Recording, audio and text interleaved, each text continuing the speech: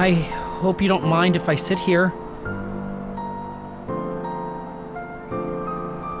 You're all wet. Can we get your clothes changed at least?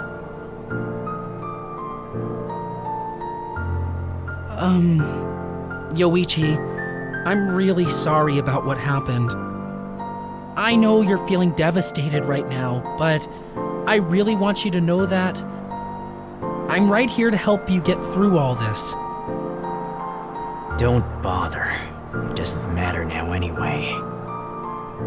The only family I have left is gone.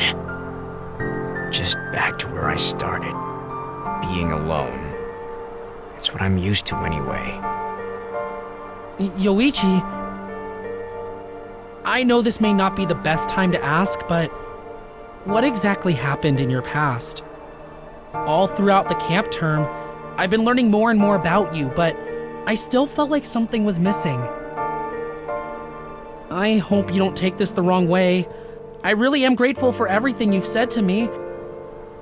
It's wrong of me to try and force you to tell me, but this time, I really want to help you. And the only way for me to help is if I know the truth about what happened. Why did you have to live alone in the streets in the first place? Where is your family? I don't know and I don't care. What I had doesn't have the right to be called a family after all that bullshit they put me through. Why do you hate your family so much? How could I not? I'm an only child, but my so-called mother kept calling me a curse. What do you mean, Yoichi? Every time she looked at me, she was always disgusted by how much I looked like my father. That was reason enough for her to hate me. She would hit me all the time for no reason. I never met my father, so all I know is how much my mother hated him. I'm sorry. I didn't know. Is that why you ran away from home, Yoichi? No. Even after all that, I still saw her as my mother.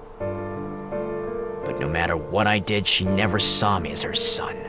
She always looked at me like I was some kind of monster. That's terrible. But how did you end up in the streets if you didn't run away from home? I'm sorry. I shouldn't be forcing you to tell me all of this. No, it's all right. I was planning on telling you eventually anyway. You deserve to know everything.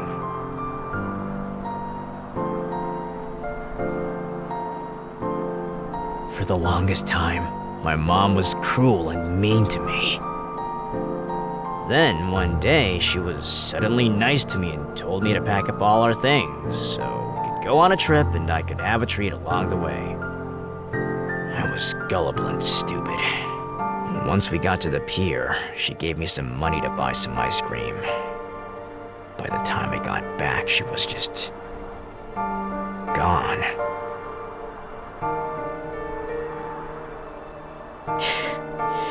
I was crying and panicking when I tried to look for her until finally I saw her on a ferry, sailing away. She looked down right at me while I was screaming for her, and then she just turned away. That's when I realized that she had left me to rot, alone. Yoichi, I'm so sorry. I had no idea you had to go through all of this. I learned to fend for myself and tried to get by alone every single day. Then, I met Yuki. I saw so much of myself in her. She was the best thing to ever happen to me. But now, Yuki's gone, and I'm alone again. I lost the only family I had. What about us? Don't you see us as your family too? I know that no one can ever replace what Yuki was to you, but you're not alone, Yoichi.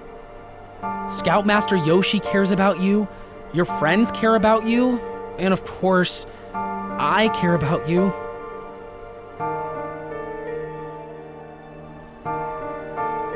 I've never felt the pain and suffering you have throughout your life, so I'll never fully understand what you're feeling right now. But one thing's for sure, it's never easy to lose a loved one. Yuki wouldn't want to see you sad like this. I'm sure that's why she tried to get away with her last breath.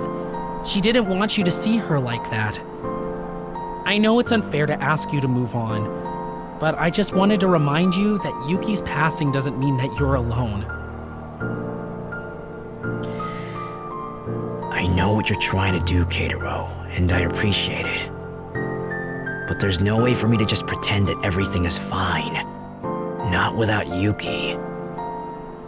I'm sorry, but I really need to be alone right now.